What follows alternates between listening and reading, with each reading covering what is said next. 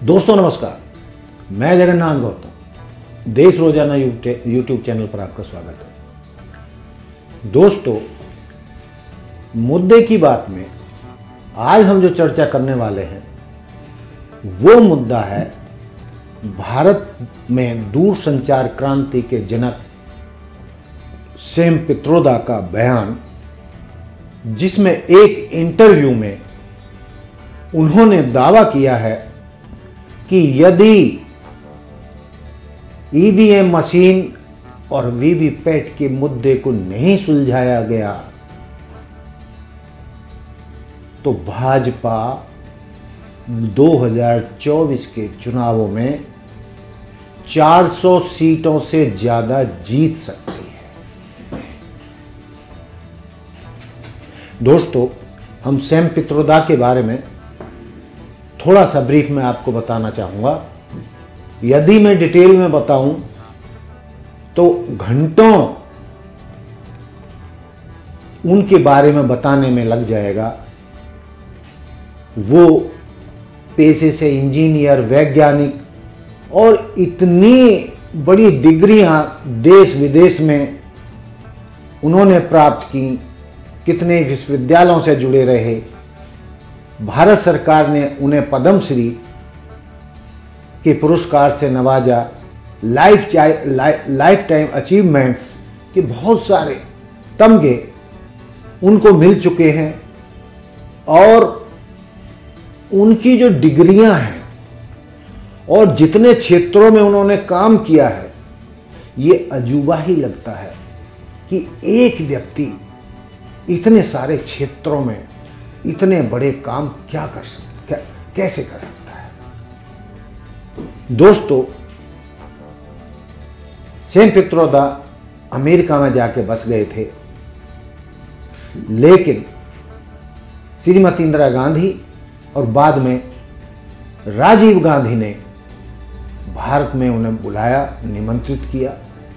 और कहा जाता है कि जब राजीव गांधी की सरकार आई थी तो भारत में सुपर कंप्यूटर बनाने के लिए उन्होंने उनको आमंत्रित किया था, क्योंकि अमेरिका ने ऐन वक्त पर भारत को सुपर कंप्यूटर बना देने से इनकार कर दिया था और राजीव गांधी भारत में दूरसंचार क्रांति लाना चाहते थे। तो दोस्तों, ये वही सैम पित्रोदा हैं जिन्होंने भारत में दूरसंचार क्रांति की नींव रखी। और जो इतनी दूरसंचार क्रांति हम देख रहे हैं, ये उन्हीं के प्रयासों का फल है। उन्होंने ही ये पौधा लगाया था और राजीव गांधी और सैम पित्रोदा ने मिलकर ये दूरसंचार क्रांति भारत में लाई गई। और जो ये हम मीडिया जगत में दूरसंचार में जो इतनी क्रांति देख रहे हैं, असल में उसके जनक सैम पित्रोदा ही है। हालांकि वो कई बार भारत छोड़कर चले गए, लेकिन हर बार उन्हें कांग्रेस की सरकारों में वापस बुलाया गया, उनकी सेवाएं ली गईं और उन्होंने भारत को इतनी सेवाएं दी कि एक व्यक्ति कितना बड़ा काम अपने देश के लिए कर सकता है, वो आठवां आश्चर्य से लगता है। तो दोस्तों, सैम पित्रोदा का ये आरोप जो उन्होंने अभी गत गुरुवार को ही लगाया है, 2 दिन पहले ही लगाया है। उन्होंने कहा है कि यदि ईवीएम मशीन और वीवीपैट का मामला नहीं सुलझाया गया, जिसकी की मांग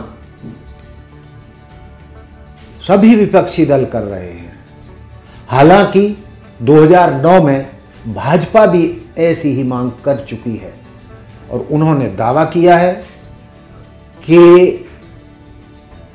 एक मशीन से ईमानदारी की उम्मीद नहीं की जा सकती, एक मशीन की हैगिंग हो सकती है और इसमें कहीं कोई गुंजाइश नहीं है कि वीवीपैट और ईवीएम में बड़ा गड़बड़ झाला है, बहुत झोल है और भाजपा इसी मशीन के द्वारा सिस्टम को हैक करके जहां वो जितना चाहती है, जहां वो जितने वोट बढ़ाना चाहती है, कहा तो ये भी जाता है कि भाजपा ने ऐसा सिस्टम किया है कि हर 5वां वोट तो हर हालत में भाजपा को मिलना ही है, कमल पर जाना ही है।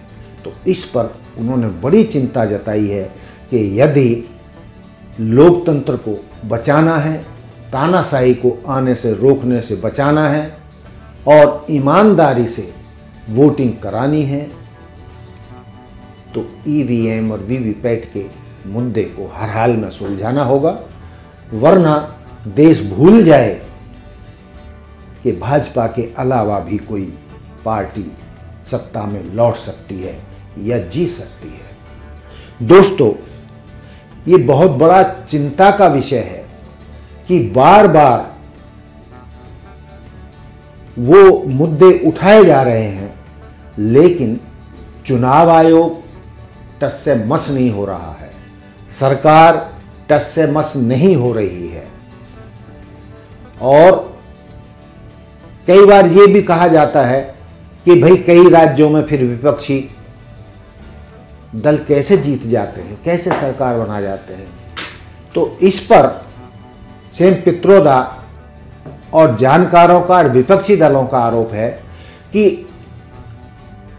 कोई शक ना करे, देश शक ना करे, इसलिए कुछ राज्यों में कुछ जगह विपक्षी दलों को जीतने दिया जाता है, लेकिन लोकसभा चुनावों में तो सवाल ही नहीं पैदा होता कि मोदी शाह की जोड़ी कांग्रेस या विपक्षी दलों को केंद्र में सरकार बनाने का अवसर दे। क्योंकि जब तक ईवीएम और वीवीपैट का मुद्दा नहीं सुलझेगा, इसको विश्वसनीय नहीं बनाया जाएगा और इस तरीके की विश्वसनीयता जिस पर पूरे विपक्षी दलों की मोहर लगे और वैज्ञानिकों को द्वारा जैसा वो चाहते हैं वीवीपैट और ईवीएम को विश्वसनीय बनाया जाए, तब तक बात नहीं बनेगी। सेम पित्रोदा ये भी मानते हैं कि जितनी भी वीवीपैट में पर्चियां निकलती हैं वो मतदाता को दी जानी चाहिए और उनकी गिनतियां अलग से होनी चाहिए। जब तक ऐसा नहीं किया जाता, सरकार और चुनाव आयोग शक के घेरे में रहेंगे। और कि पहले इसके बारे में कुछ और मैं कहना चाहूंगा कि जो भारत में सुप्रीम कोर्ट के बहुत चर्चित और बड़े एडवोकेट हैं, वकील हैं, उन्होंने तक कहा है कि ईवीएम और वीवीपैट जिस तरीके से काम कर रहे हैं या जिस तरीके से नतीजे निकाल रहे हैं, ये विश्वास से परे हैं और ये असल में नहीं है। लोग किसी और को वोट देते हैं, लेकिन वोट जाता है कमल पर। उन्होंने उसको हैकिंग को बिल्कुल स्वीकार किया है और कहा है कि इस पर विपक्षी दलों को सुना जाना चाहिए और जिस तरीके से विपक्षी दल चाहते हैं, सुप्रीम कोर्ट में भी चीफ जस्टिस इसका संज्ञान लें और इस पर अंतिम फैसला दें।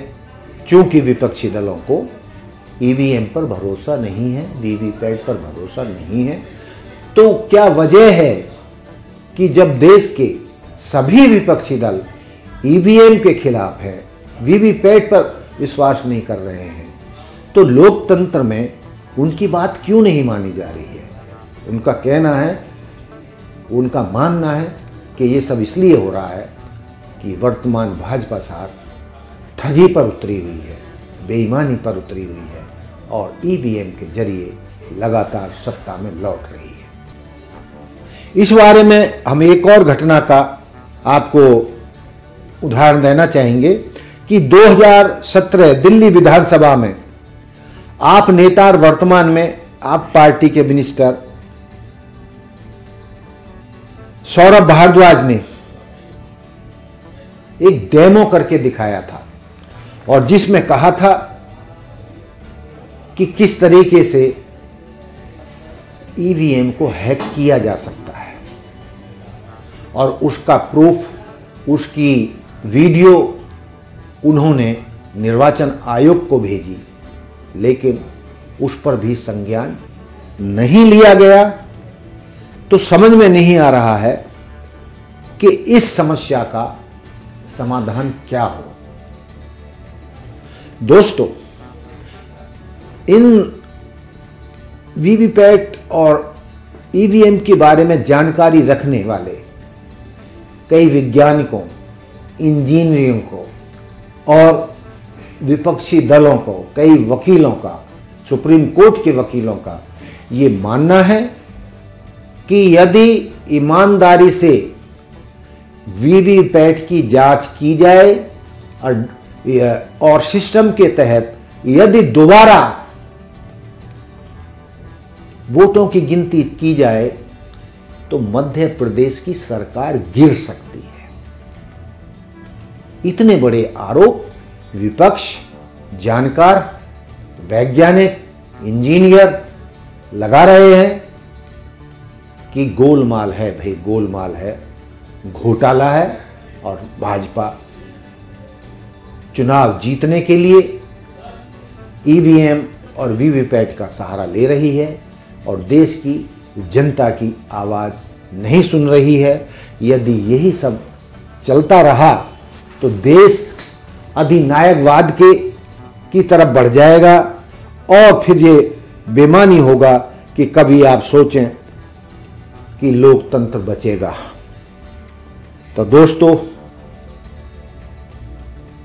अब इसका समाधान कैसे हो, सुप्रीम कोर्ट में इस मुद्दे को कैसे लाया जाए, कैसे देश को विश्वास में लिया जाए और कैसे ईवीएम्स की ईमानदारी को स्थापित किया जाए, तो ये तो भारत के लोकतंत्र में बहुत ज़रूरी है।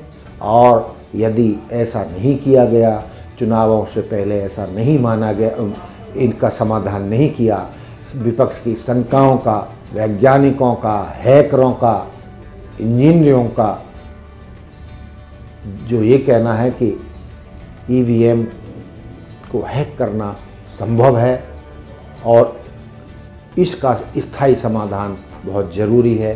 तो दोस्तों, लोकतंत्र का ये चीरहरण जब तक होता रहेगा, जब तक ईवीएम पर कोई स्थायी समाधान नहीं हो जाता और पूरे देश की जनता, देश का एक बड़ा हिस्सा 142 करोड़ जनता में से करोड़ों लोगों का विश्वास ईवीएम और वीवीपैट पर नहीं रहा है। तो जब करोड़ों लोग चाहते हैं कि ये सिस्टम गलत है, तो इसका समाधान चुनाव आयोग और सुप्रीम कोर्ट को देश के हित में और लोकतंत्र के हित में अवश्य निकालना चाहिए। तो दोस्तों, ये था हमारा आज का मुद्दा। देखते रहिए देश रोजाना। जय हिंद, जय भारत, जय संविधान। नमस्कार।